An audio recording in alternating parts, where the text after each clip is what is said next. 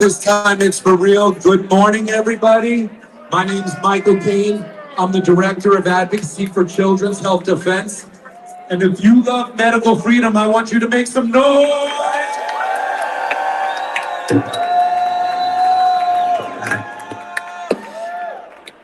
I want to welcome you all here today. This is going to be an amazing, powerful day. We have over 42 meetings scheduled back there in the Capitol and in the Legislative Office building.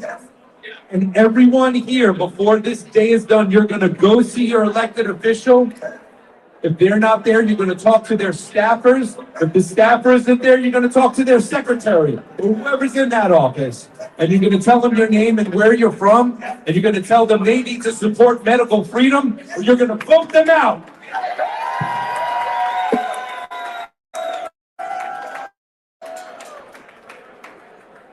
So before we get going and before we get started, we have an amazing lineup today. We have an all-star professional singer who's going to start us off right today, singing the national anthem. Those of you who have been fighting for years with us, you've heard the national anthem sung the way it's about to be sung before, because you know this wonderful, amazing singer. Give it up for Lisa Eden. Give it up.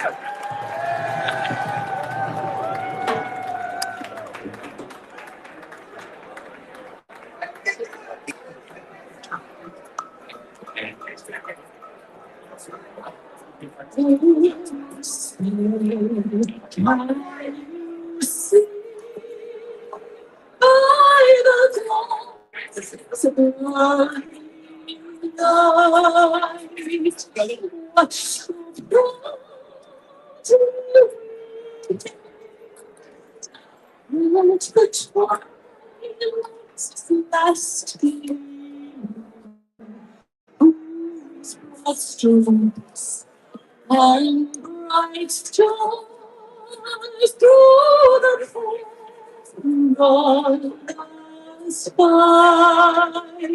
for the ramparts we have watched were so streaming, and the rockets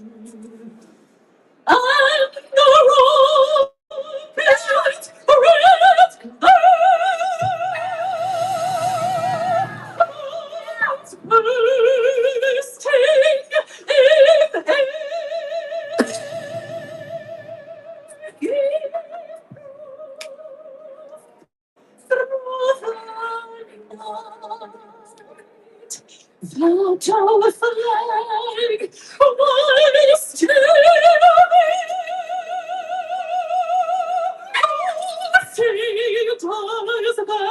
still stars spangled banner to wave o'er the land of the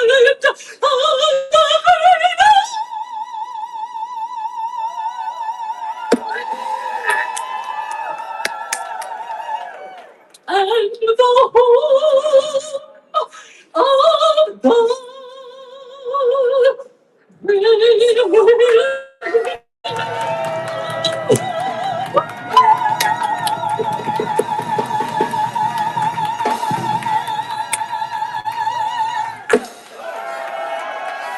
Lisa Eden.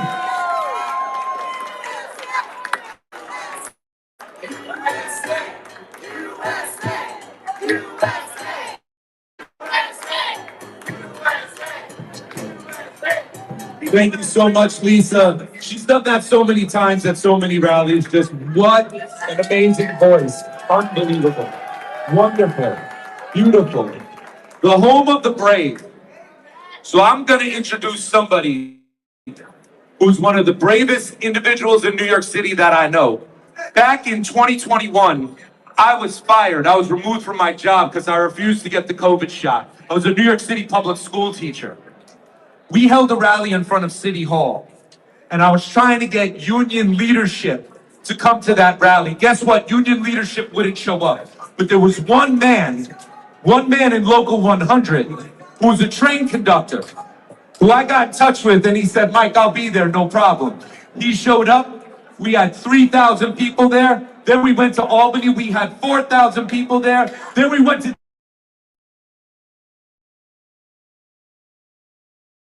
today, this man is the vice president of Local 100 RTO. Give it up for Tramel Thompson.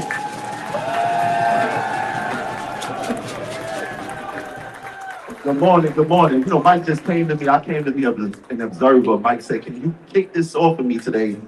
And absolutely. I remember when we came to Albany, we was fighting for medical freedom, and we still fighting for medical freedom. But I thought it was my body, my choice. That's what I thought it was all about, correct? Right. They allow you to get abortions. They allow kids to transition, chemically castrate them. But for some reason, when it came to this vaccine, they said it's not your body, your choice no more. And I couldn't stand with that. Now, during this movement, I started this with Mike from the beginning, and I'm happy that he invited me to City Hall. A lot of people didn't know that I was vaccinated. But once again, it was my choice. It wasn't because of pressure. It wasn't because my job was forcing me to get the vaccine. It was my choice. So when I decided to stand with everybody who wanted to have a choice, I did that. So what I did outside of Albany, one of these doors, in front of 4,000 or 5,000 people, I tore up my vaccination card. And the reason I did that was because if my friends who decided not to get the vaccine couldn't go into an establishment, then I wasn't going either. It was as simple as that. It was as simple as that, because it's all about the choice.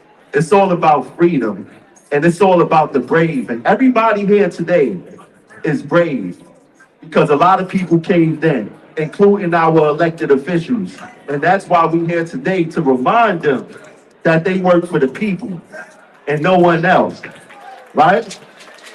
And we had all these rallies going on in New York City, no kings. But in my eyes, the kings was the people who said, if you don't get vaccinated, you're going to lose your job. That's king behavior. Is it not? Is it not? When they said, you know what? You go choose between feeding your family and this experimental vaccine, because I was paying attention from day one. If you go to clinicaltrials.gov, they started the vaccine out with saying that it will prevent you from getting COVID. For the next year, 5-6 times, they moved the goalpost to, well, you just may not die. Now, if that's not an experiment, can somebody tell me what that is? That's an experiment. But one thing we're not going to allow them to experiment with is playing with our families, playing with our lives, That's right. and playing with our careers. Because that's exactly what they did.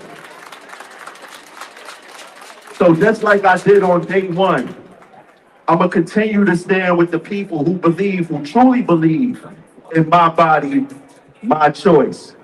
I'm not going nowhere, and we not going nowhere, and this issue is not going to go nowhere. And shout out to everybody who decided to stay in New York City and fight this fight, because we can't fight this fight from Florida. We can't fight this fight from Texas. We got to hold our ground right here and fight this fight. Now I want to ask y'all a question. Who got the power? We got. Who got the power? We got the power. Who got the power? We got the power. Now let's go there and let them know who really got the power. Thanks for having me.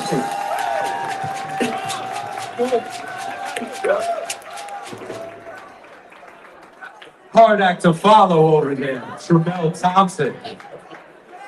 He's been fighting for this for a long time. The next person I want to bring up is a civil rights attorney who's been fighting for fired unvaccinated workers for a long time.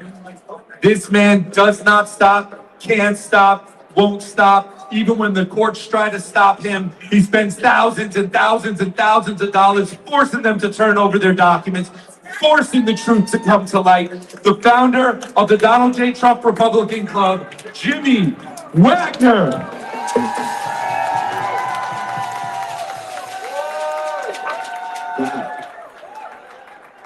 Thank you so much. First things first, Jamel, let's all give a round of applause for Jamel. Unbelievable. Thank you, Michael Kane, Children's Health Defense. And as I was introduced, I am the founder of the Donald J. Trump Kings County Republican Club. Let's be very clear. The club is founded on two simple premises. The welding of Maha and MAGA. Maha is why we're here today. Everyone believes the only reason people are leaving New York State is over taxes and money and Kathy Hochul. That's not the only reason.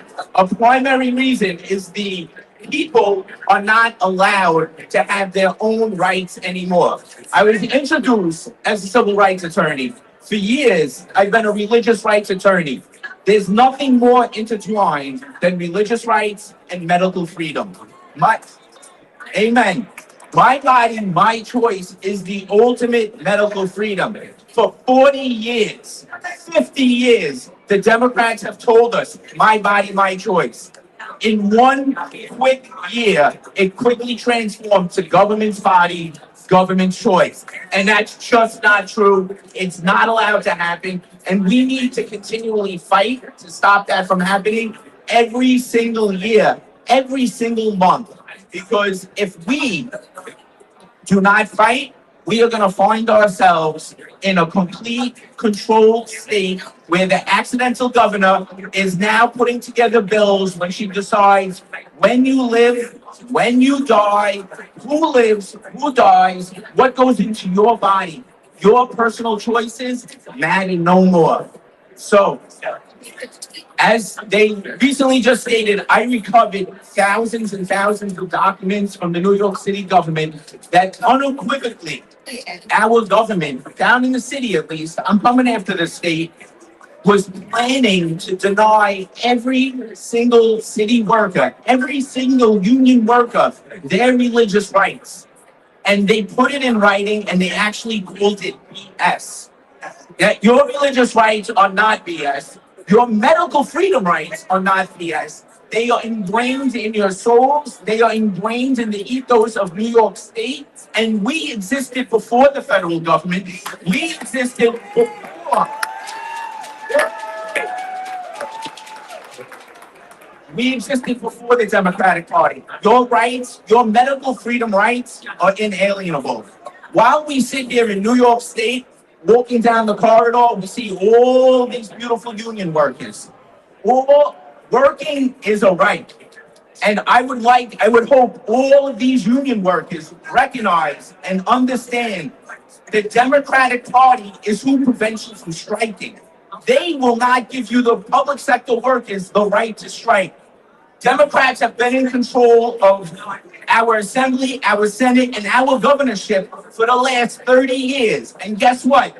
Who can't strike?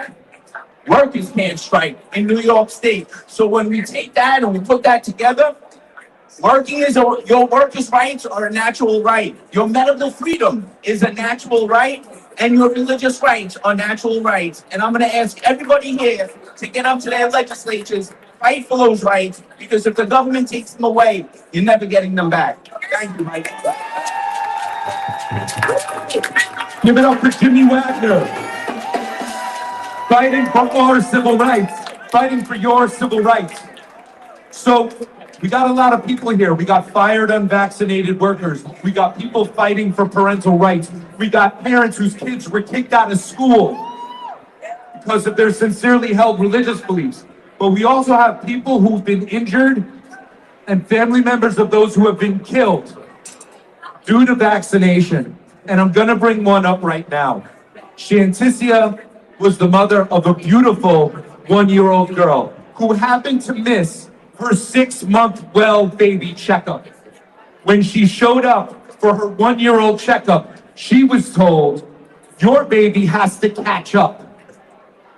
That baby was given 6 shots, a total of 12 vaccines, In one visit, and 11 hours after that happened, this beautiful little 1-year-old died. This is a tragedy, and this beautiful, brave woman and her family is here to share this so that this never, ever, ever happens again. Coming up to the microphone, Shanticia, family, come on up. Shanticia.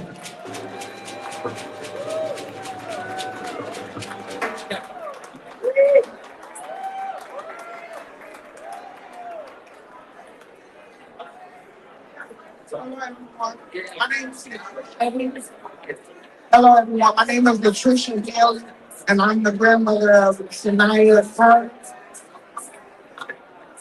Hi, everybody. My name is Tisha Nelson, and I am Sanaya Carter's mother. For y'all, How you doing, everybody? My name is K.R. Carter. I'm the father of Sanaya Carter.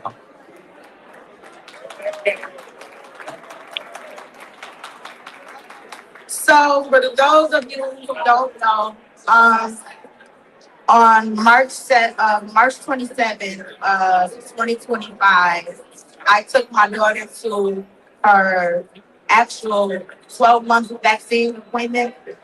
Well, it wasn't even an appointment, it was a well checkup. And it was letting me know that Sanaya had missed her 6-month vaccination shot. So by her missing her 6-month vaccination shot, they said that because she was also just turned 12 months, that she had needed to take another vaccine, which is altogether 6 vaccines. I asked them, do they think it was okay for her to take the vaccine because she was already sick? They never checked her temperature or anything. The lady in the office got very irritated and told me, like, yes, she has to take these vaccines. She missed her 12 months. She needs to take these vaccines. We let her take them, and we went to go to Ohio for vacation. After I changed Sanaya diaper, I could say probably about 5 minutes later, not even 5 minutes later, someone told me to look in the back seat, and she was seizures, like she was having seizures. Um, After she started having the seizure, the ambulance was notified, and when the ambulance got there, they looked at Sanaya and they kept telling the mom and dad that she was okay, she was gonna be okay. They really didn't want to take her to the hospital. But mom kept insisting, like, something's wrong, something's wrong. This is not my baby, something's not right. I want to take her to the hospital. By the time we got her to the hospital, um, she went into full cardiac arrest. And the hospitals couldn't even understand how a 1-year-old that was fully healthy, nothing wrong with her, could go into a full cardiac arrest like that. And she had, it was a 4 seizure by the time she got here. And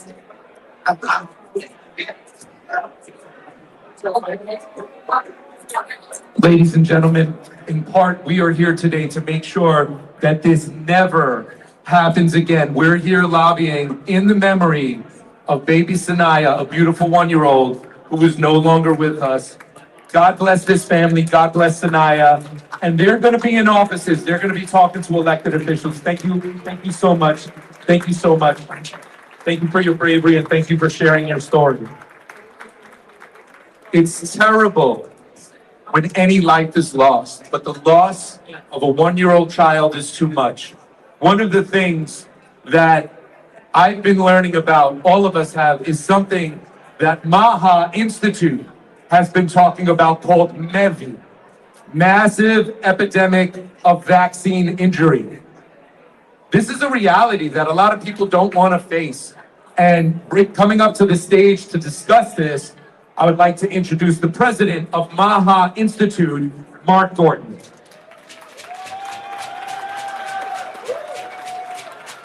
Thank you very much, Michael.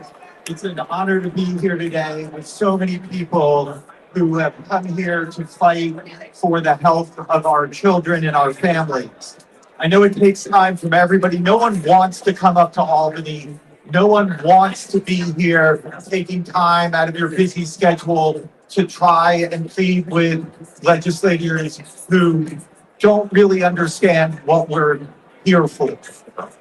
And we are here fighting for the health of children, but the people who are also supporting vaccines believe that they are supporting the health of children. There is, of course, a giant vaccine scam that has been perpetrated on us, where the side effects of vaccines have been denied and covered up for decades in a well-funded, well-orchestrated fraud. We are now living with a massive epidemic of vaccine injury. Many. We have this fact sheet here, which I would encourage you to look at. The scope of the epidemic of vaccine injury is enormous.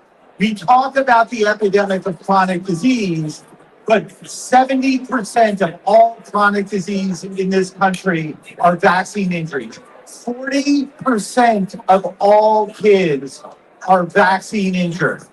The vaccine injuries are things like allergies, autism, ADD, ADHD, epilepsy, tics, type 1 diabetes, eczema, asthma, so many conditions that most people do not know are vaccine injuries. The scope of the epidemic of vaccine injury is massive. If we communicate to the wider public, to our elected representatives, the sheer scope of vaccine poisoning that's going on, they will want to run as fast as they can to pass laws limiting access to vaccines. They don't know. We have a very straightforward task to accomplish because the propaganda has been deep. I'm not saying it's easy, but there have been a number of studies that have been done in the past years, and we have some of the highlights on the back of this. There have been 12 vaxxed, unvaxxed studies. They all show that vaccines cause autism and chronic disease. Every time someone does a vaxxed, unvaxxed study, they find the same thing. The signal is overwhelming. It's only through massive fraud that people have been able to deny this link. The exact same people who told us that Agent Orange was safe for soldiers in Vietnam are the same people who are saying vaccines are safe for our kids. It is literally the same playbook that the tobacco companies ran for decades, covering up the links between cigarettes and cancer. It's the same playbook they ran when they said that opioids were not addictive. And we need to expose this and communicate clearly and directly just how serious this epidemic of vaccine injury is. And this is a message that's overwhelming. A lot of people are shocked to hear that they could have been lied to. And I don't expect that everyone's going to suddenly turn around and say, no, everything I've heard my whole life has been a lie. But they have to start hearing the truth. And we are the ones that are start bringing it to them and saying it clearly, not trying to soften the blow, not trying to talk around it, not trying to say that if we somehow are gentle enough in our approach, they're going to get it. That's not true. We have 1.4 million kids in America are being given chronic conditions by vaccines each year. This is a massive problem. It's the largest health problem in the country. And we need to speak of it as such and talk about it and get our legislators to realize just how serious this is. And when we do that, all the things we're asking for, health freedom, end of vaccine mandates, the right to have your doctor guide your medical care, all of those things will seem easy and common sense, and they will want to bring those policies into effect. So please take our little handouts, communicate the message, tell them about MEVI, MEVI, the massive epidemic of vaccine injury. We have an acronym and we need to use it because acronyms matter in communication. So thank you very much, Michael Penzer. We're coming down. Thank you, Mark Gordon. Mark Gordon is the president of MAHA Institute. It's really fantastic when we have elected officials right here in Albany who take the time to come down here and show their support for us and to speak with us. And we have that right now. I'm so thankful for his patience in waiting. And I want to bring up to the microphone right now, Assemblyman Michael Novikov. Thank you so much.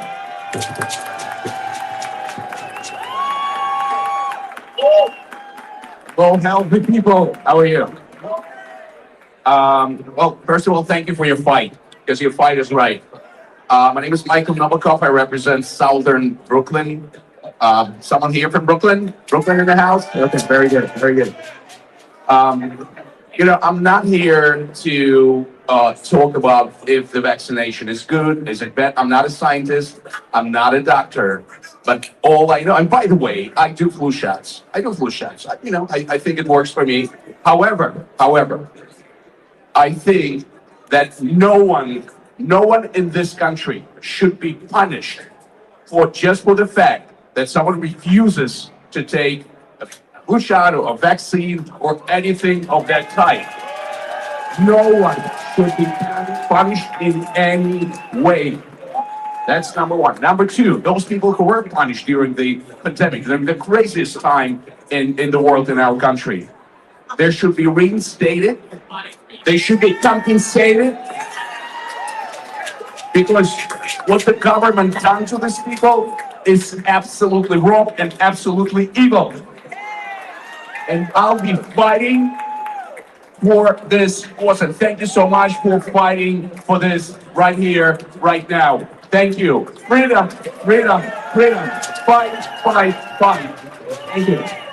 Thank you, Jimmy Wagner, by the way. Thank you so much. Thank you. Thank you for being here.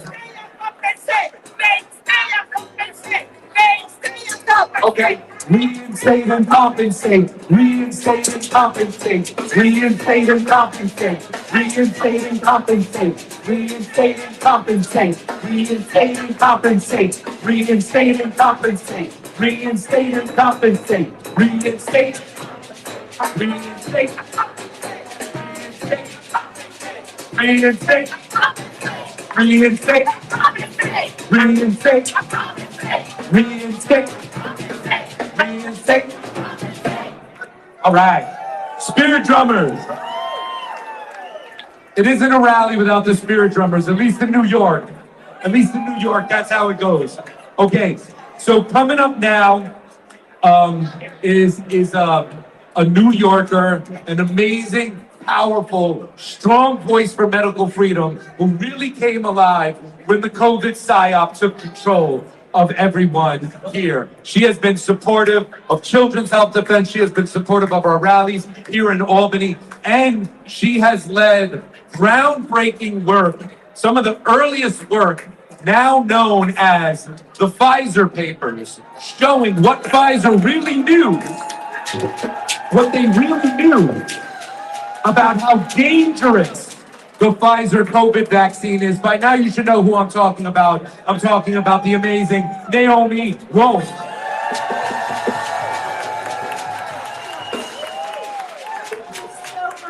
Thank you. Can you all hear me?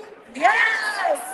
I just want to say, like 5 or 6 years ago, I was standing with the bravest, New York's bravest, in a park, one of the first rallies.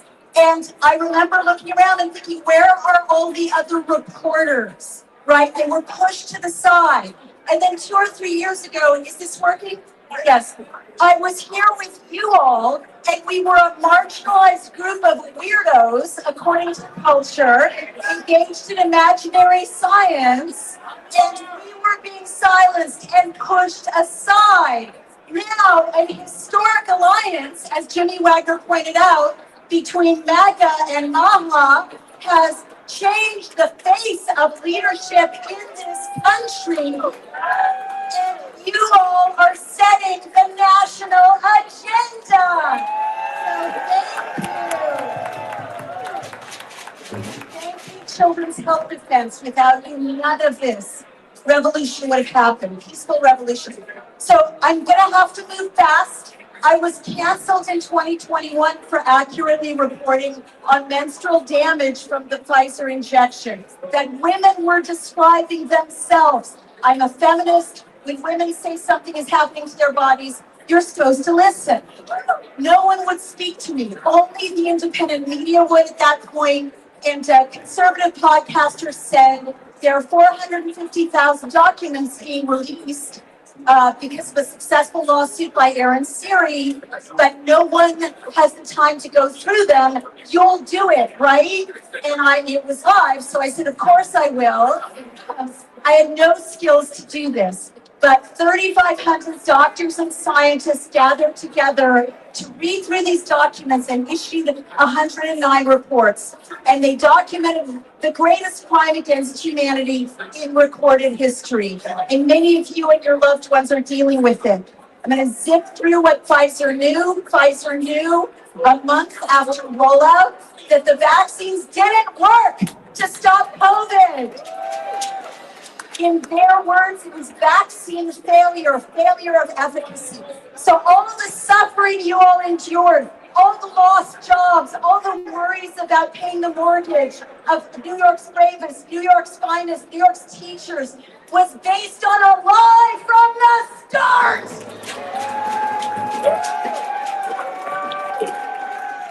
Pfizer knew there were 142,000 serious adverse events, not chills, not fever, not pain in the injection site, strokes, thrombotic thrombocytopenia, florid neurological events.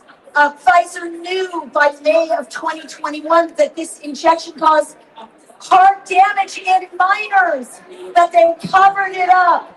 And our work was the basis of a Senate hearing at the start of this administration. Pfizer knew that this material did not stay in the injection site as they told us, but it biodistributed to every part of the human body, accumulating in liver, spleen, adrenals, accumulating in liver, spleen, adrenals, crossing the blood-brain barrier, accumulating in your ovaries if you're female. I'm sorry, could you stop shouting back there because I have security issues and it's making me nervous? Thank you. Accumulate in your ovaries if you're a woman and blocking your ovaries. They knew that. Pfizer knew that half of the serious adverse events, including the stroke and the kidney report, took place within 48 hours after the injection. This included deaths. They did not tell you. 81% of the women in one section of the Pfizer documents who were pregnant lost their babies. And not only that, but if you look at the Pfizer documents, they don't really mention respiratory issues, mucous membranes, other things you'd expect from a respiratory disease. They are centered on disrupting human reproduction. So they block the ovaries. Pfizer gave a report to the White House in 2021 called the Pregnancy and Lactation Report, showing 2 babies died in utero from, quote, maternal exposure to the vaccine. They knew it crossed the placenta, weakened the placenta. They had a chart they showed the White House proudly showing tens of thousands of women suffering menstrual dysregulation of the most horrific kind, no menses, hemorrhaging, and unsurprisingly, human fertility in the West is down 13 to 20% in the vaccinated countries. So I could go on and on. It turns out that the IP was transferred to China in 2021, or a serious enemy. They're the ones manufacturing and distributing this injection now. I will zip to my closing. Many other horrific outcomes. I will zip to my closing. This massive assault on humanity is unprecedented. But again, it didn't work. The outcasts of 2021 are leading the administration in 2026. Yeah. It is a miracle that RFK Jr. is in charge of HHS.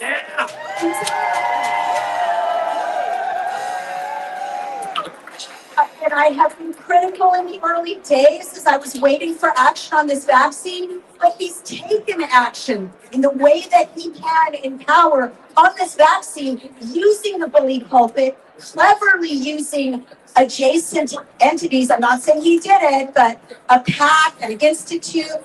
The uptake of this vaccine is down to 7%.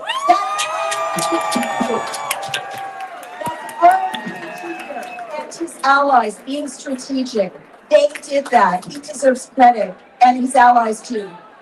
Dr. Jay Bhattacharya at the NIH, Dr. Harvey Risch advising on oncology. It is a miracle that people who want us to live instead of people who try to kill, maim, injure, and drive us out of work are in charge of our country. That's because of you.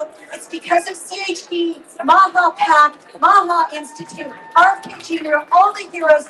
You guys, thank you for saving humanity. I love you very much.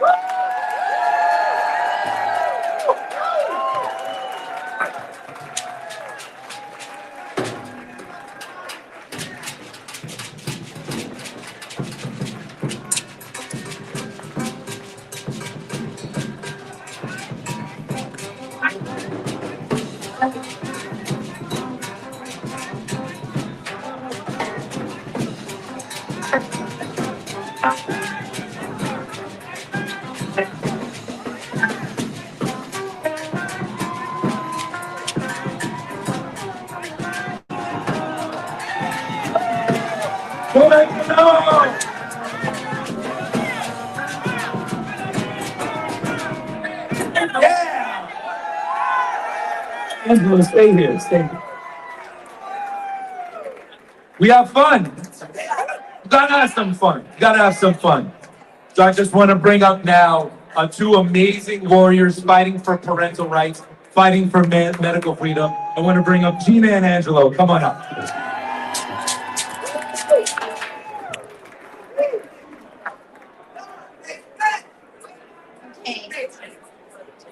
So when Angelo was born, I was very naive about vaccines.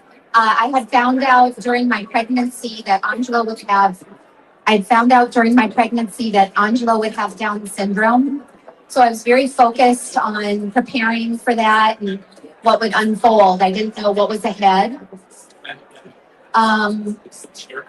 So I never questioned his pediatrician's recommendation about vaccines. I didn't even question the recommendation that he would have extra vaccines like the 2009 H1N1 series. So, but early on, despite having Down syndrome, Angelo was doing really well. He started all the early intervention therapies, and he was thriving until he was about 2.5 years old. And then something shifted. He began to seem like he was just really uncomfortable in his skin. He seemed to be in a lot of pain, even though he wouldn't be doing anything. He'd just be sitting there. He lost his appetite.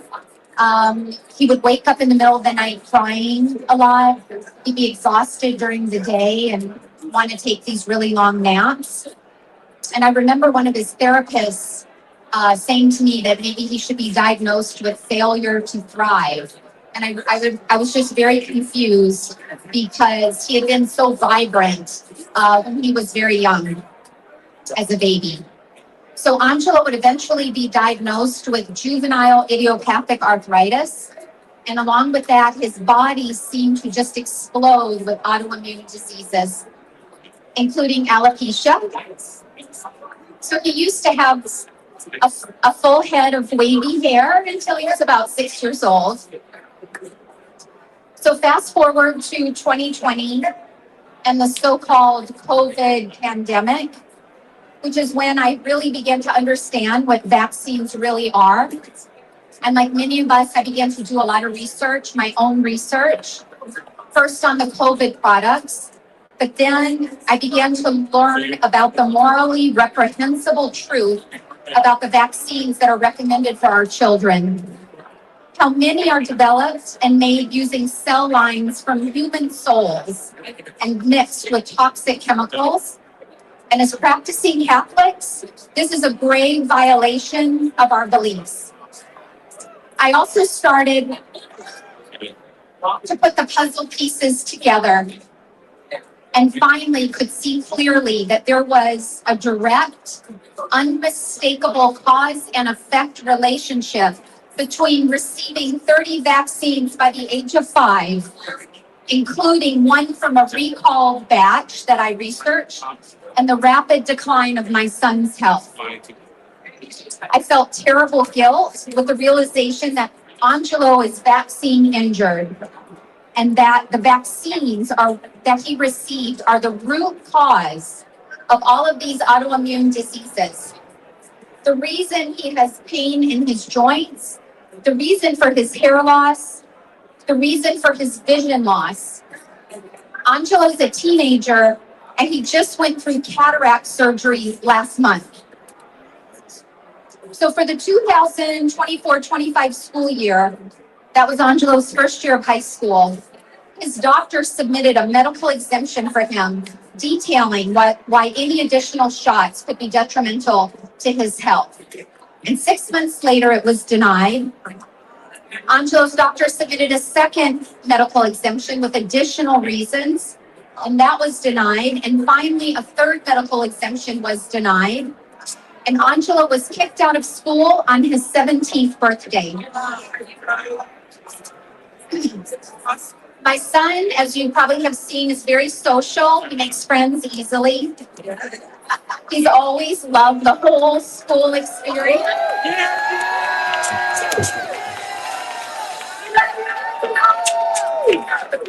At one time, his nickname at school was the mayor. Yeah. Because he knew everybody's name, including the lunch lady and kids in other grades. And Angelo's being raised by a single mother. And so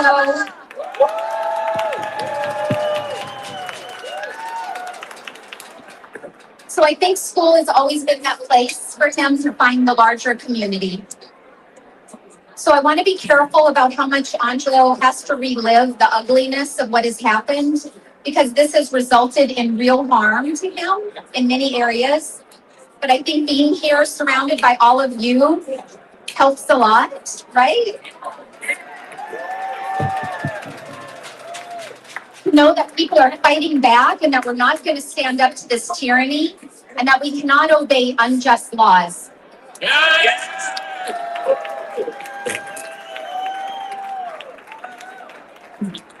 So as his mom, I do have tremendous anger because I believe that Angelo experienced real evil that was intended to hurt him and me due to our beliefs. So anyway, with that said, I'm going to let him say a few words. There's been a tremendous emotional toll. He didn't get to finish the 9th grade. He's currently being homeschooled. He stopped receiving therapies for a very long time. He started stuttering. But things were moving forward. So I'm going to let him say a few words.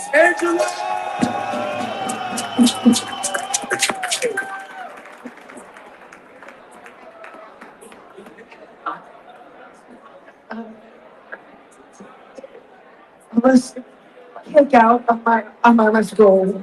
I feel lonesome. I miss my teachers and my friends and all that. Yeah, I do. And I always proposed to play some guitar. He was learning to play the guitar. I don't have any personality. He never was able to give that performance. Still talks about it. Yeah. I'm a Democrat.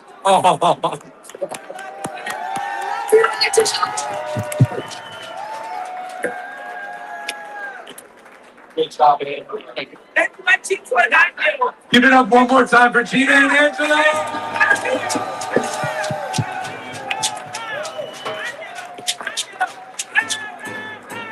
Hands off our children. Hands off our children. Hands off our children. Hands off our children. Hands off our children. Hands off our children. Hands off our children. Break them down like hands off the children. One more time now, hands off the children. Two more times now, hands off the children. Three more times now, hands off the children. Hands off the children.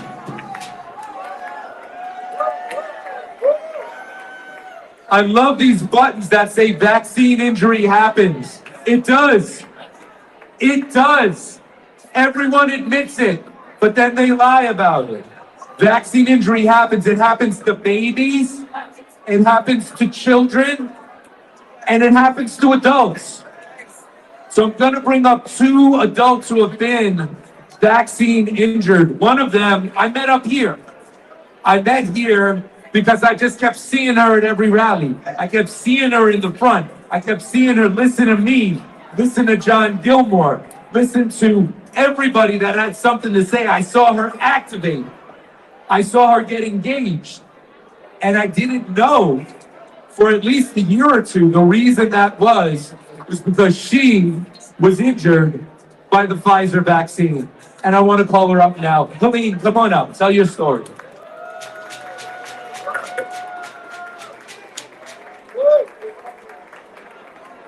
Hi. My name is Colleen Shook, and thank you all for having me here. So I'm really nervous, but I really wouldn't be here without any of you. Because, I mean, I was injured by Pfizer back in 2021. And due to pressure from family and friends, you know, I saw some of the research and I saw how bad it was. I was like, this isn't going to work, you know? We haven't studied this long enough, but, you know, it's something you do for your family, and sometimes it doesn't work out. And with that, I was no one around people, knew about these injuries. And so it was all of you. I was looking it up. I couldn't find anything. And that because of the censorship was working at the time. It was working. It wasn't telling us about these injuries. I had no idea I could have a seizure. It was at 5 minutes after injection, I had seizures. And they never stopped. And I was subsequently diagnosed with epilepsy, heart arrhythmia, POTS, tinnitus, and I eventually had a blood clot. And it was these rallies when I realized that people cared. People knew about it. I met people that were not just injured from the COVID vaccine, but from other vaccines. You met people that lost their child, like today, like that family, wherever you are, that should have never happened. That should have never happened. We've known this for decades. And I have 15 years in healthcare as a EMT. I was a cardiology technician. I went to paramedic and nursing school. And then finally I got a degree in integrative health professions. No one told me you could have a seizure after a vaccine. No one told me about any of this. And that's wrong. That is so beyond wrong. And we're still suffering today. We lost 3 vaccine injured people this month alone that I know, through social media, because they're not being cared for properly. We have to educate the doctors, and that is backwards. They need to be helping us. It was very confusing when the government didn't drop what they were doing to look at these injuries. That is insane. And then for it to be mandated. If you're going to be mandated something with a side effect of death, we got a problem. And that is. And it's all of you that have given me the courage to come here.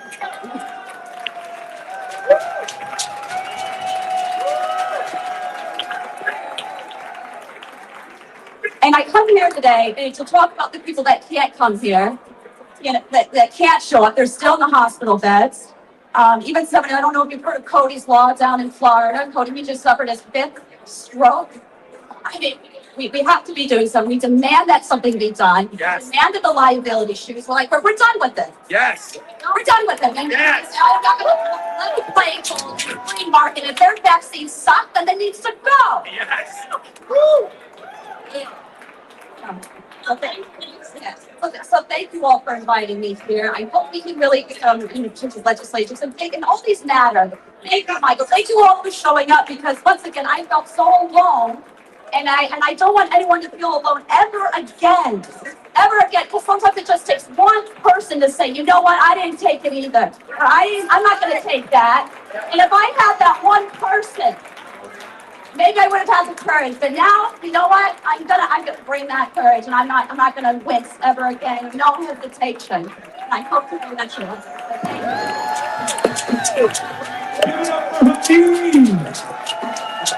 That was fantastic.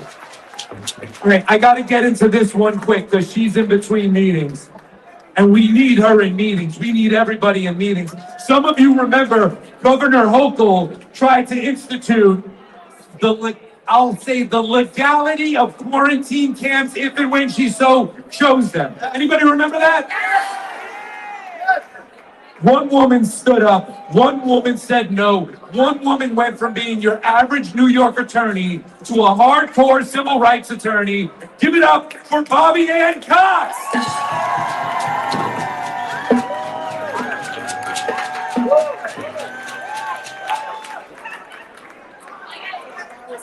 Hey everybody, great to be back in Albany.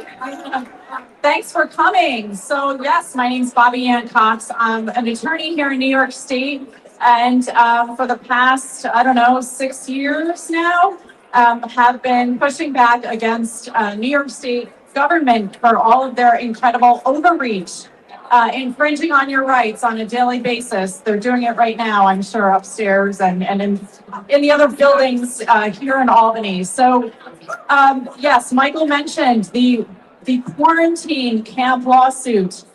We fought that lawsuit starting in 2022. It went until 2025. So last year it came to a resolution. We were able to ultimately stop Hochul and her Department of Health from instituting their regulations. They wanted to be able to put you into a facility of their choosing for however long they wanted with no proof that you were sick. And they wanted to do this to anyone, no matter their age, no matter where you were from. And they wanted to do it illegally. They did not have the power as per the Constitution. They just gave themselves that power. And they did it in contra, meaning in conflict with our New York State law from 1952, which is our quarantine law, full of due process protections. So we stopped them. They appealed that case.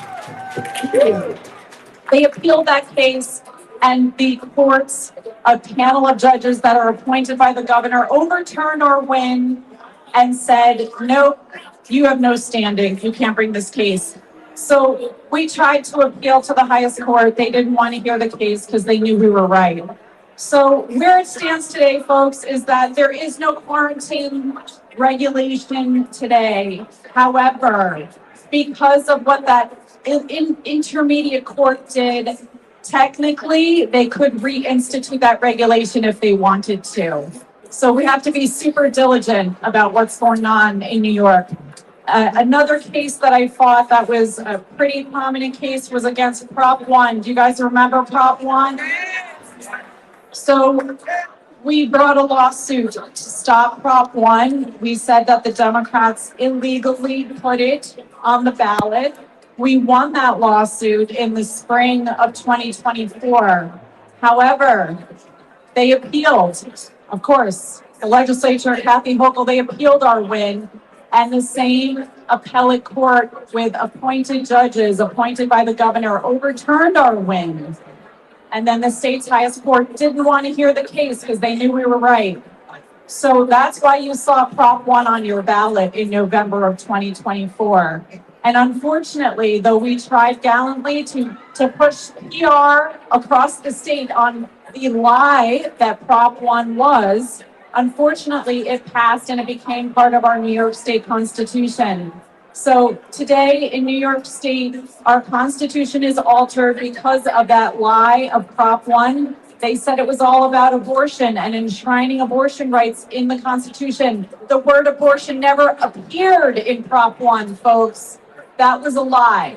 It was about putting in a laundry list of DEI into our Constitution. So what we need to do now, we have the opportunity to replace Kathy Hochul. It is an election year. November is an election year for not just governor, but the attorney general, so we can replace Tish James. And we can replace all of the New York State senators, all of the New York State Assembly members. They are all up for election this year. We need to have our congressional seats. Those are also up for election this year. House of Representative seats. We need to keep the ones we have, and we need to pick up some more. So please, everybody, the takeaway from today is you want your rights, you want to preserve your constitutional freedoms, you want your medical freedom, you need to be active between now and the first week of November, and you need to make sure that we are backing these people that are going to fight for us in Congress, in the New York State Senate, in the New York State Assembly, and in the governor's mansion. So please be involved. Do something. Everybody can do something. Follow Children's Health Defense. Follow Teachers for Choice. Follow Uniting New York State. Follow me on Substack. Just go to substack.com and type in Bobby Ann Cox. I keep you updated every week on things that are going on in the legal world. So please get involved, and I will see you all on the campaign trail. Thank you. Bobby Ann Cox, thank you so much. Disclaimer, disclaimer, disclaimer. Children's Health Defense does not support nor oppose any candidate for any office, but we do support everyone who supports medical freedom. Give it up for Bobby Ann Cox one more time. She supports medical freedom. One of the biggest moments in the COVID fight in New York City was when first responders and firefighters marched 20,000 over the Brooklyn Bridge against the COVID shot mandate. Yeah, give it up for that. These buttons you have, vaccine injury happens, it does happen. And it happened to multiple of New York's bravest. O'Brien Pastrana took a shot and was injured. And New York City forced him to take the second shot. And he was catastrophically injured. Thank God for O'Brien speaking out. Thank God for his attorneys. Thank God for Bravest for Choice. They're all here. I'm going to call up now O'Brien Pastrana and Bravest for Choice. Come on up.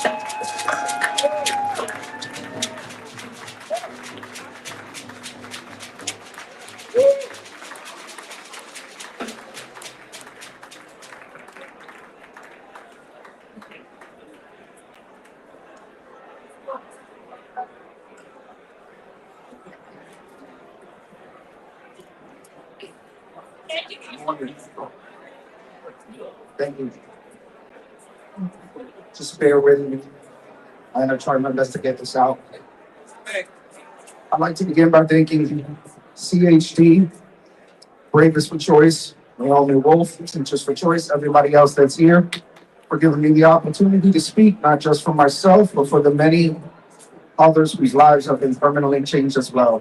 At 20 years old, I joined the New York City Fire Department as an EMT with the goal of one day becoming a firefighter. I wanted to serve my community and be part of something bigger than myself. In 2013, after years of waiting, I was promoted to firefighter, and it was the proudest moment of my life. When COVID hit, like every emergency, we show up and we do our job. But I had concerns about this shot. It was developed too quickly. I didn't feel it had been fully vetted. I even spoke out publicly about these concerns. Still, as the mandate approached, I fell back into a corner, torn between my beliefs my medical freedom, and my responsibility to provide for my family. On October 29, 2021, I reluctantly took the shot, and almost immediately I had an adverse reaction. I was hospitalized multiple times with severe symptoms, shortness of breath, chest pain, extreme fatigue. But despite this, I was told it was not related to the experimental shot and was encouraged to continue additional doses. After my second shot, I ended up in the emergency room again. That's my third time. Oxygen levels could not stabilize and my condition worsened.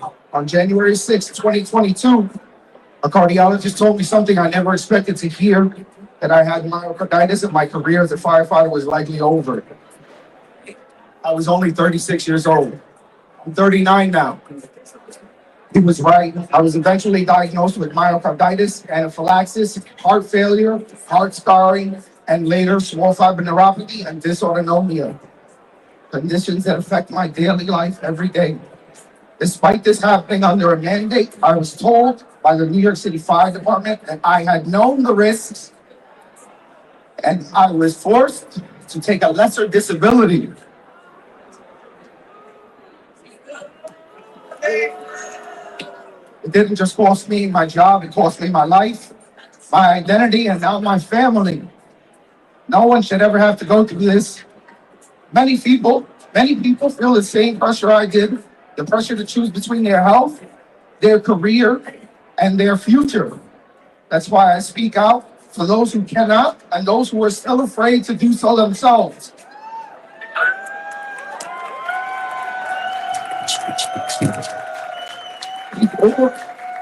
Before I leave you, I want to say just a few names. Firefighter Jesse Gerhard, 33 years old, died of a medical episode. Firefighter Vincent Malveaux, 30 years old, died of a medical episode. And firefighter David Summerfield, 38 years old, died of a medical episode. This is just a few. This is not normal. And medical freedom should never be something people have to fight for. Thank you.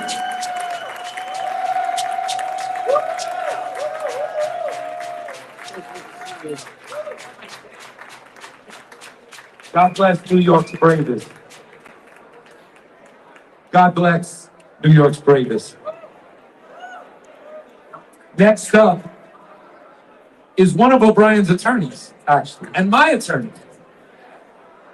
When New York State, Kathy Hochul, implemented a vaccine mandate for medical professionals, 36,000 medical professionals lost their job in New York State. Who is right? New York State's hospitals were devastated. Patients' rights ignores. Who cares about health in New York? Not Kathy Hochul. Children's Health Defense sued Kathy Hochul in New York State. It took time, but eventually the attorneys with Children's Health Defense were able to overturn Governor Hochul's medical vaccine mandate as illegal. Give it up for that.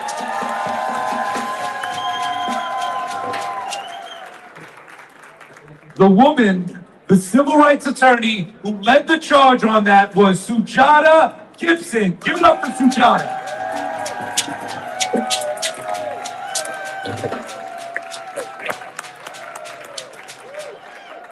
I'm so glad to be here with you all. My name is Sujata Gibson, and I'm a civil rights attorney here in New York, working as outside counsel to Children's Health Defense.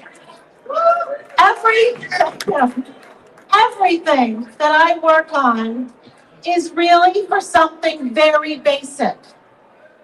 I work with families and people to try to make medical and religious decisions about what happens to their own bodies and their children's bodies. These rights are the most basic constitutional rights we have.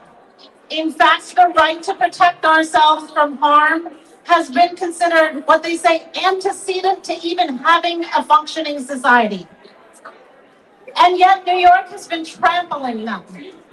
You heard from Mr. Pastrana, a decorated firefighter who was forced to take the second COVID vaccine shot after his own agency recognized he had ongoing severe anaphylaxis from the first.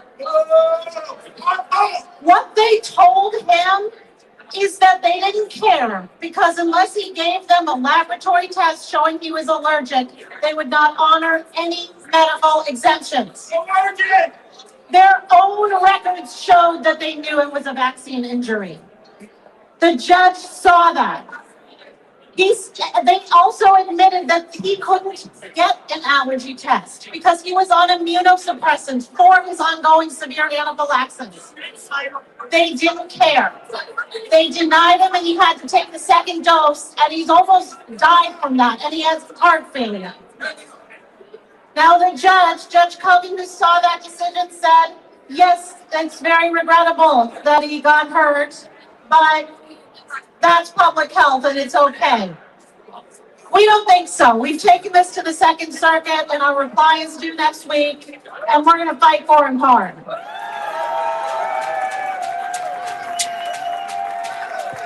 It's not just employees being treated this way, it's children too. Last year, Children's Health Defense and I took on the case of Sarah Doe, a child in New York who was badly injured when forced to take 18 vaccines over the course of a couple of months after the repeal of the religious exemption. 7 doctors said she couldn't take her last shot, the third hepatitis B shot, the only one she's missing. 7. The school refused each of them. She even went on her own with a different family member because her mother wouldn't take her to try to secretly get vaccinated at a walk-in clinic. They concocted a plan not to tell the clinic about her health history or all of her injuries. The walk-in clinic could tell just looking at her. They refused. They said, you're contraindicated, you could die.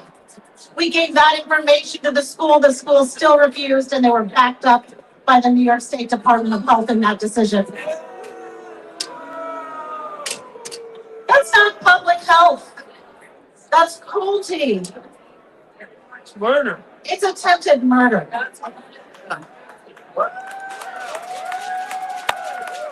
Thankfully, Judge Brown in the Eastern District recognized that this was not okay, and he issued a preliminary injunction allowing Sarah to go back to school this year.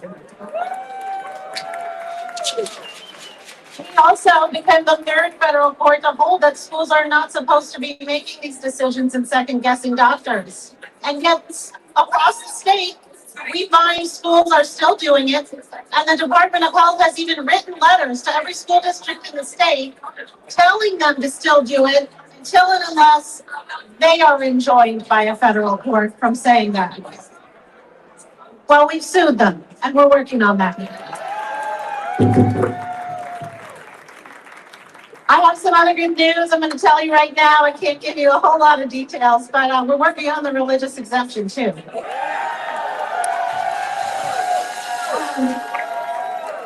There's been a lot of great case law in the Supreme Court going our way on parental rights and religious rights in schools that has cleared away a lot of the roadblocks that have made it hard. Now, in Syria's case, got an amazing momentum going when the Supreme Court took the case, reversed this New York court's, the federal New York court's decision dismissing the case and put it back on their docket to reconsider in light of this new case law about parental religious rights. But we have more news than that. So Children's Health Defense has brought a suit as well. Children's Health Defense versus McDonald, fighting for an injunction for all children, not just the honor children in that case.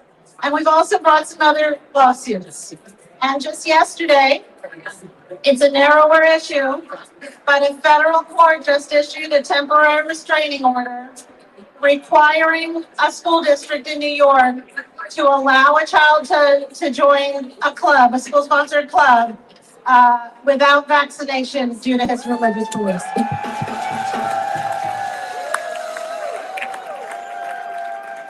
So, pray, I can't give you a lot of details right now. But, I'm gonna need your prayers. We have a hearing, an emergency hearing on Wednesday to see if the judge is gonna convert this into a more permanent preliminary injunction.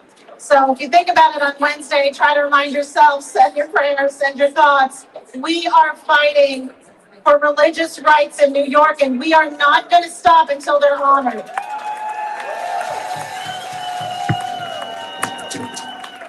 But more important even than that, we're fighting for the rights of parents to make these decisions. So anyway, it's great to be here with you. There's so many people that are going to speak, and I know that you're anxious to go talk to your legislators. I really hope you do take that opportunity. We have the momentum now. We have the moral authority. We are starting to get the courts on board. We need you to go talk to them, explain to them this isn't okay. People like Ms. Pastrana, people like Sarah Doe, these children that are getting hurt, these families that are getting persecuted for their religious beliefs, that doesn't have to happen. And they can stop it. So thank you so much for being here. Give it up for Sujata Gibson. So Sujata brought up two things that are really important, the religious exemption and the medical exemption in New York. You might have seen these packets that say Autism Action Network, Teachers for Choice, MAHA, Children's Health Defense.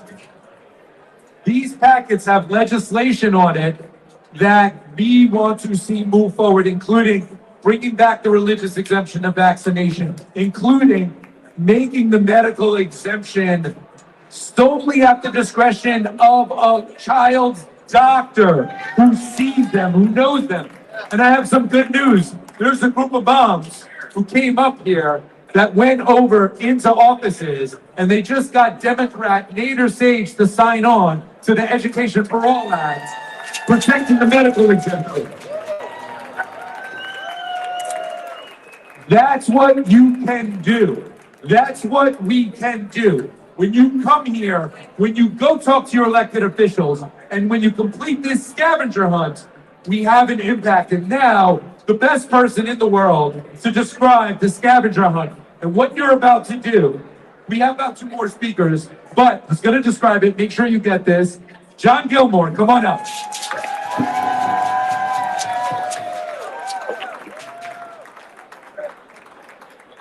Wow, great energy here today, huh? This is excellent. Thank you for coming.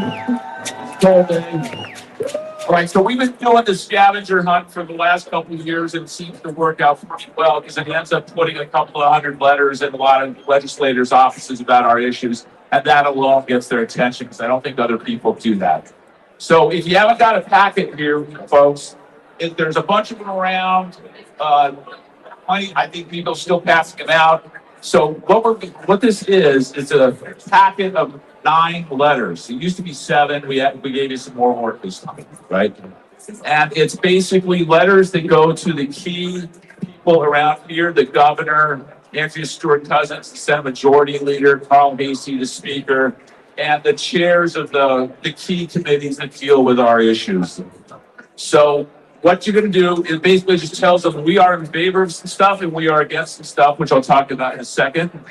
All you need to do is basically on each letter, take a look at it. You just need to sign it down at the bottom and put your address on it. The address is important, okay?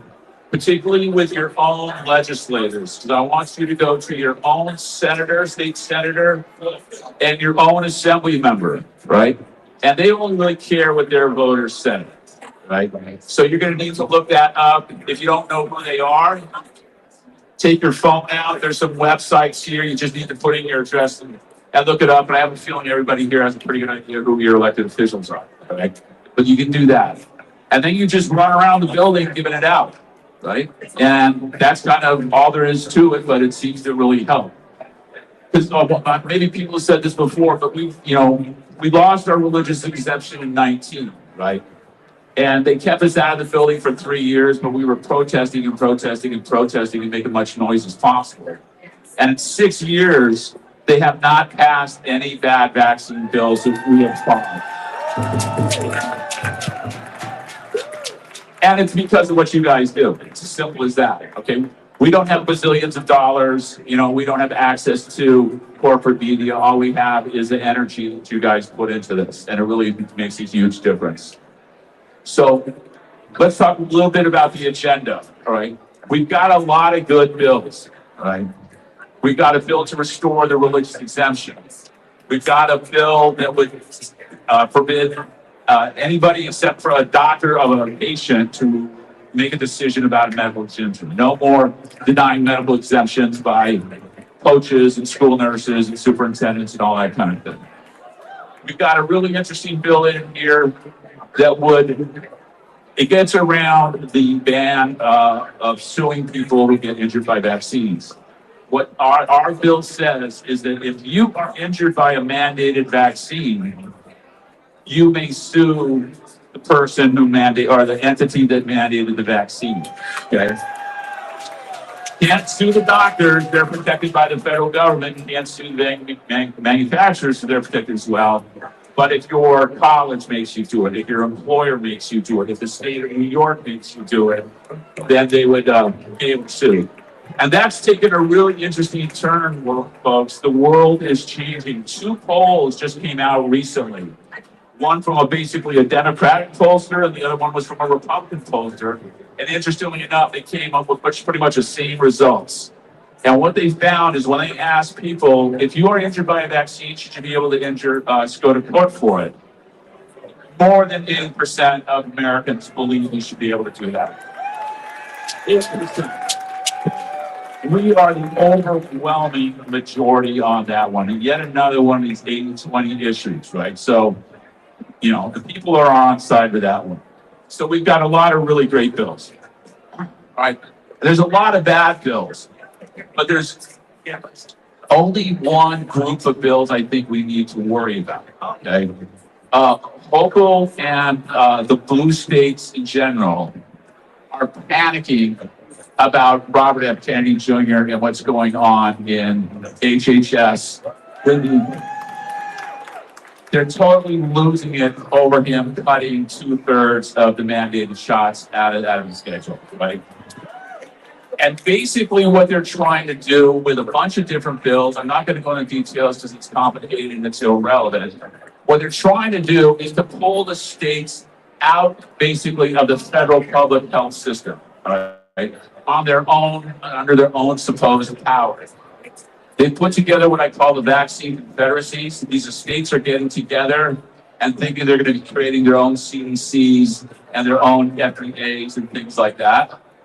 A problem with that one, though, is the Constitution says that states may not form alliances unless Congress says they can do it, right? And Congress hasn't done that. But then they're writing all these bills where they no longer have to pay attention to what the CDC says about shots or the ACIP. They can pick any group they want, and they're by name, they mention the American Academy of Pediatrics of all organizations as the people they rely upon. Okay. They also say that they can use both domestic and international organizations. Well, who could that international organization be who they want to rely upon, right? A couple months ago, Hochul enrolled New York in part of the World Health Organization. Right? I'm sure it was a coincidence. Okay. So it's a terrible bill. There's about 3 or 4 of them that all kind of do the same thing and they're all kind of interrelated.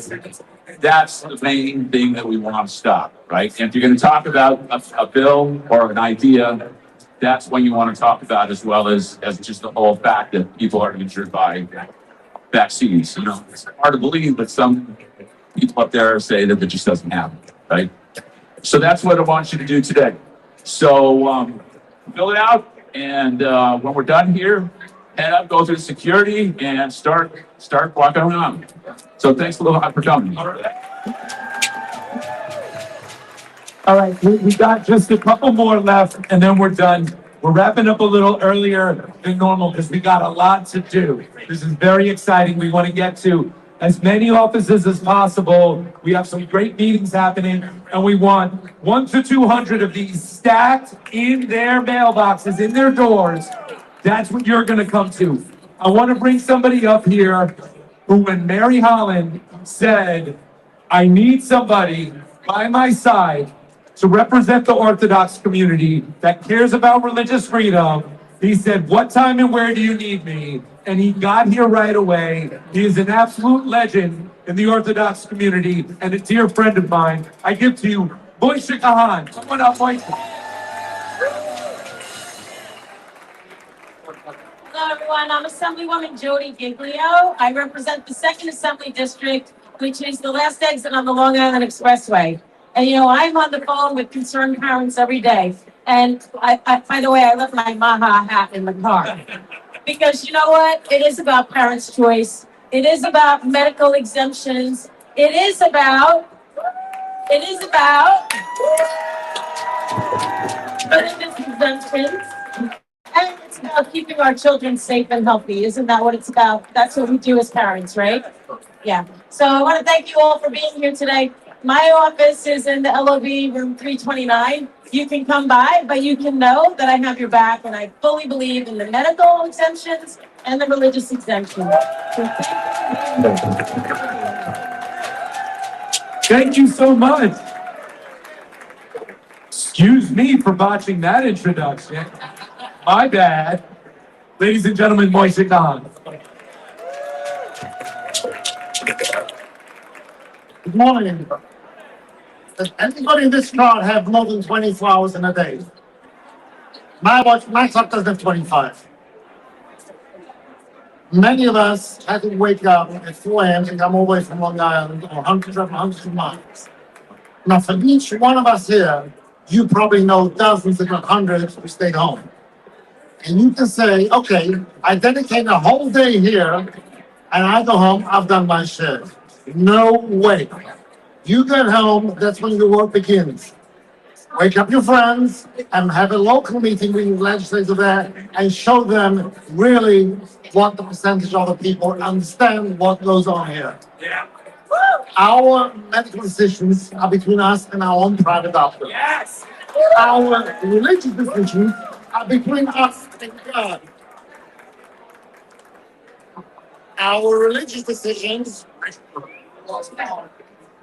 God shut the town down. Okay. Our religious decisions are between us and God. Where does the government come into fiction?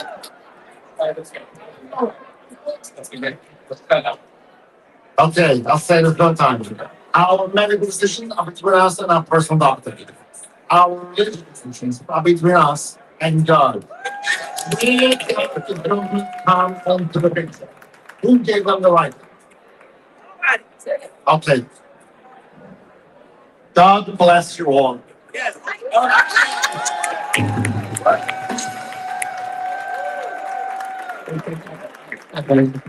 right, before I bring up our final speaker, I just want Helene Shook to come up. She has one thing to say about a vaccine injured support group that she helped form.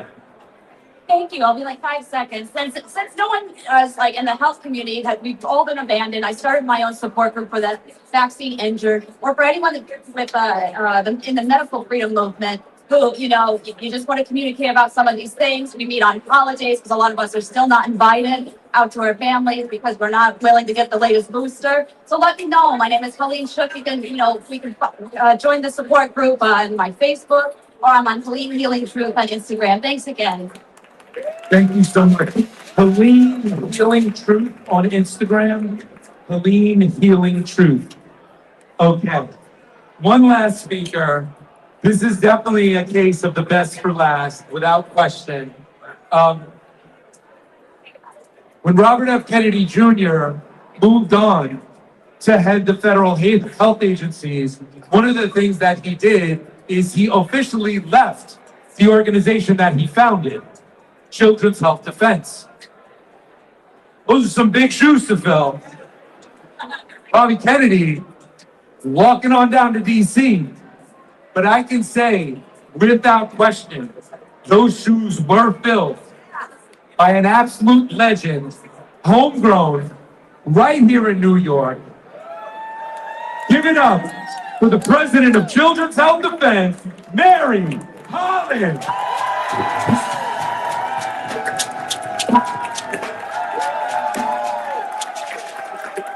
so much. Thank you all for showing up. Thank you for coming. This movement would be nowhere without you. And I want to give special thanks to the incredible spirit drummers who bring out the spirit. And to Michael King, who does a fabulous job, and for John Gilmore as well. These people have been at it forever.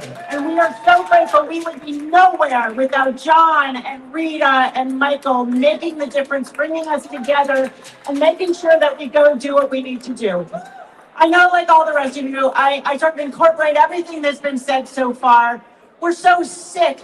We're so literally sick of people being needlessly injured, children being injured, firefighters, policemen, teachers. This is insane. It is absolutely insane. And if we keep doing the same thing, it's just the definition of insanity. And we're here to stop that. And we're here really to get together, to gather our strength, but to go talk to our legislators. That's the purpose of our being here. I have to tell you, I just went and met with a legislator. The legislator's a Democrat. And he was like, well, you know, I support you, but I don't want to be a martyr. I don't want to stand for principle. I don't want to be ineffective. And so our job is really to show what we've been handing out here. There's a massive epidemic of vaccine injury. Almost half of our children have some kind of chronic condition. 80% of 18-year-olds can't serve in the military, even if they wanted to, because they have a mental or physical challenge. They have some kind of chronic condition. Vaccines are at the center of this. We need the ability as parents and as individuals to make our own medical decisions and make our own religious decisions, as Moishe Kahan just told us. We've had enough. Go talk to your legislators, but especially we really need to talk to the Democrats. We need to help them understand that the polls, as John Gilmore just pointed out, have shifted. People are with us. This is not a fringe issue. Parents' rights, religious rights, medical rights, it doesn't get more basic. Like Sujata Gibson says, this is First Amendment territory. This is even antecedent to the Constitution territory. We can defend ourselves from harm. There's no question that vaccines can cause permanent injury and death. We have to make our own decisions. So go out there, be strong, be audacious, be assertive, and tell them that you're going to vote on this issue. This is a voting issue for everybody in New York in November. And let's make children healthy again. Let's make America healthy again. Thank you very much. Give it up for Mary Holland! Everybody, do not go home. Do not go home. I know you're tired. I'm tired. I know you woke up early. I woke up early. But you got to get into the LOB, the Legislative Office Building on one side, the Capitol Building on the other side, and follow the treasure hunt that was handed out. It is not hard. Your letter will have an impact in the stack of 1 to 200. But if you don't do it, it won't be there. It won't have the impact. It is very important their staffers count the letters. They tell them how many letters that they have received. And most important, the last 2 pages are blank. They're blank because that's your senator and your assembly person. You need to look that up. There's instructions on the front on how to find your assembly member and your senator. You want to deliver it to them. Talk to the staffer there. Tell them that you're here for this Maha Lobby Day. It is so important. Thank you so much. Let's get to work and give it up for the spirit drummer.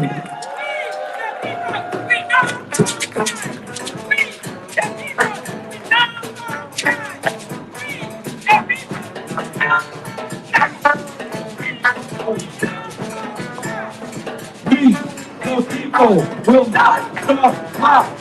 We, the people, will not come out. We, the people, will not come back. We, the people, will not come back. We, the people, will not come back. Thank you so much.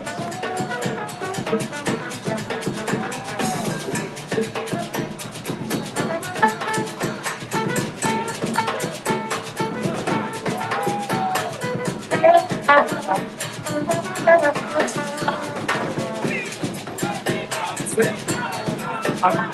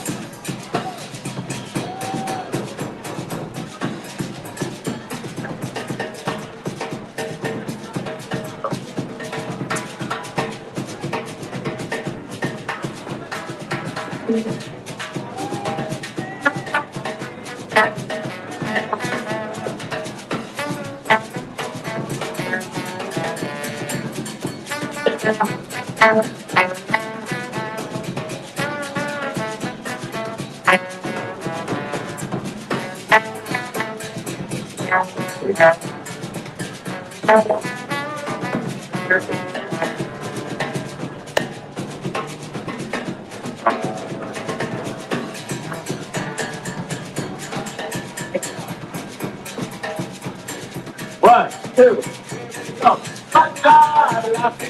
I say,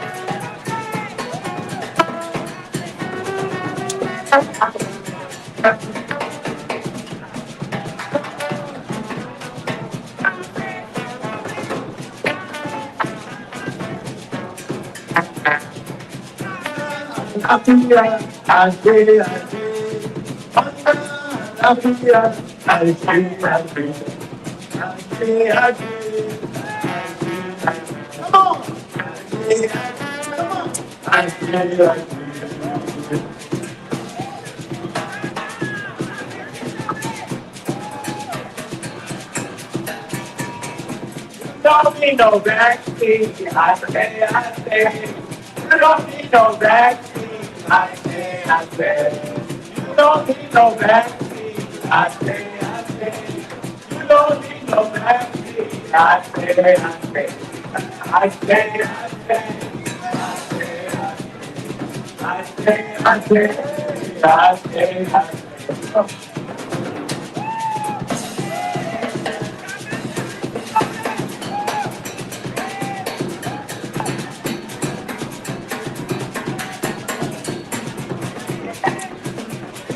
say. We don't need no vaccine. I say. We don't need no vaccine. I say. We don't need no vaccine. I say. We don't need no vaccine. I say.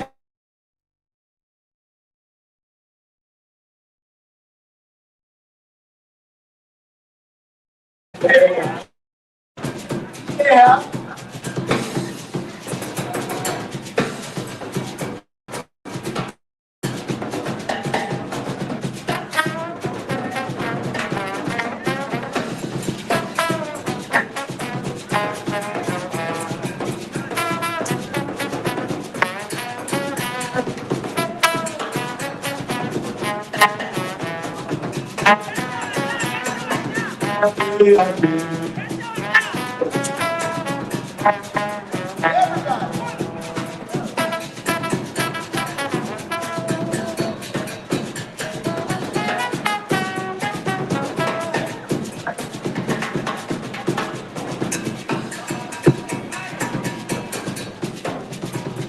Nobody your choice. That's the way I say.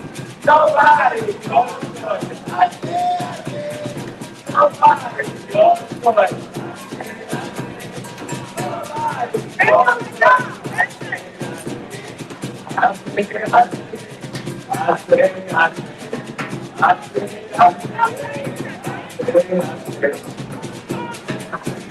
Yeah.